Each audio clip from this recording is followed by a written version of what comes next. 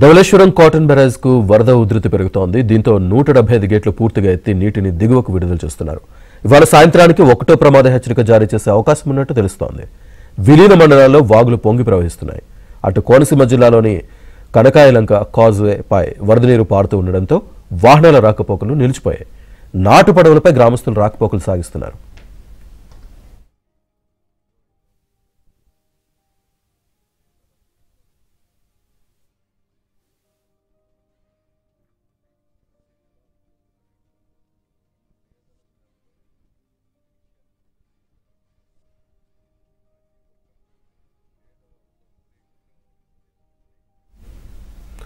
పూర్తి సమాచారాన్ని మా కరెస్పాండెంట్ రాజబాబు అందిస్తారు. ఎగువ ప్రాంతాల్లో కురుస్తున్న భారీ వర్షాల వల్ల గోదావరిలో వరద ప్రవాహం పెరుగుతుంది. భారీ స్థాయిలో వరద నీరు గోదావరిలో చేరటం వల్ల క్రమక్రమంగా కూడా గోదావరి వరద ఉధృతి అయితే కనుక పెరుగుతుంది. ప్రస్తుతం ధవళేశ్వరం కాటన్ బ్యారేజ్ వద్ద కూడా గోదావరి వరద పెరగటం వల్ల బ్యారేజీకి సంబంధించి 175 గేట్లను కూడా పూర్తిగా ఎత్తివేశారు. మన ప్రస్తుతం రాజమండ్రి పుష్కర్ ఘాట్ దగ్గర ఉన్నాము. ఇక్కడ విజువల్స్లో చూడవచ్చు గోదావరి పొంగి ప్రవహిస్తున్న దృశ్యాలను కూడా మనం విజువల్స్లో చూడవచ్చు.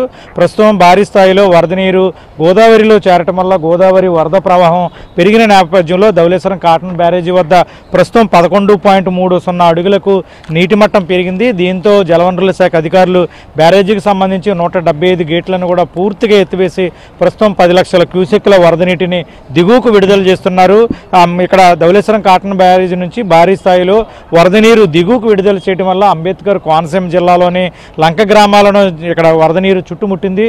ముఖ్యంగా చూస్తే కనుక పీగన్నవరం మండలానికి సంబంధించి కనకాయలంక చాకలపాలెం వద్ద కనకాయలంక కాజ్వే పూర్తిగా వరద నీటిలో నీట మునిగింది.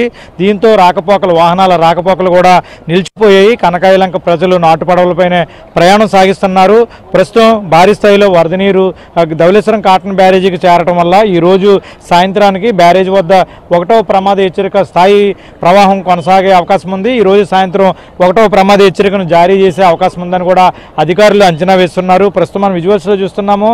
రాజమండ్రి పుష్కర్ ఘాట్ దగ్గర ఇక్కడ లంక గ్రామాలు కూడా జల దిగ్బంధంలో చిక్కుకున్న విజువల్స్లో మనం చూడవచ్చు. ముఖ్యంగా చూస్తే కనుక గోదావరి ఎగువ ప్రాంతాన్ని ఉన్న ఏదైతే విలీన మండలాల్లో కావచ్చు విలీన మండలాల్లో కూడా వరద ప్రవాహం ఎక్కువగా ఉంది. అక్కడ గోదావరి వరద కారణంగా కాజ్వేలపైకి వరద నీరు పొంగి ప్రవహించడం వల్ల చింతూరు వియ్యారపురం మండలానికి సంబంధించిన వాహనాల రాకపోకలు కూడా నిలిచిపోయాయి.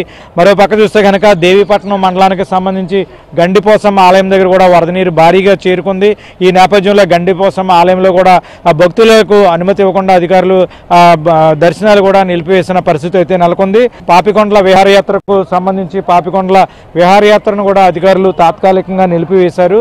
గోదావరికి అంటే భారీ స్థాయిలో వరద నీరు గోదావరిలో చేరటం వల్ల ఈ రోజు సాయంత్రానికి వరద ప్రవాహం మరింత ఎక్కువ పెరిగే అవకాశం ఉన్న నేపథ్యంలో రెవెన్యూ అధికారులు కూడా అప్రమత్తమయ్యారు. లోతట్టు గ్రామాల ప్రజలను అప్రమత్తం చేస్తున్నారు. ఉమ్మడి తూర్పుగోదావరి జిల్లాలో రెవెన్యూ కార్యాలయాల్లో కంట్రోల్ రూములు కూడా ఏర్పాటు చేశారు. ప్రజలు అప్రమత్తంగా ఉండాలని కూడా రెవెన్యూ అధికారులు ఇప్పటికే ప్రకటన జారీ చేయడం జరిగింది. ఇది ఎగువ ప్రాంతాల నుంచి భారీ స్థాయిలో వరద నీరు గోదావరిలో చేరటం వల్ల గోదావరి వరద ఉధృతి పెరుగుతున్న పరిస్థితి. వీడియో జర్నలిస్ట్ సతీష్తో రాజుబాబు, ఏబిఎన్ ఆంధ్రజ్యోతి, రాజమండ్రి పుష్కర్.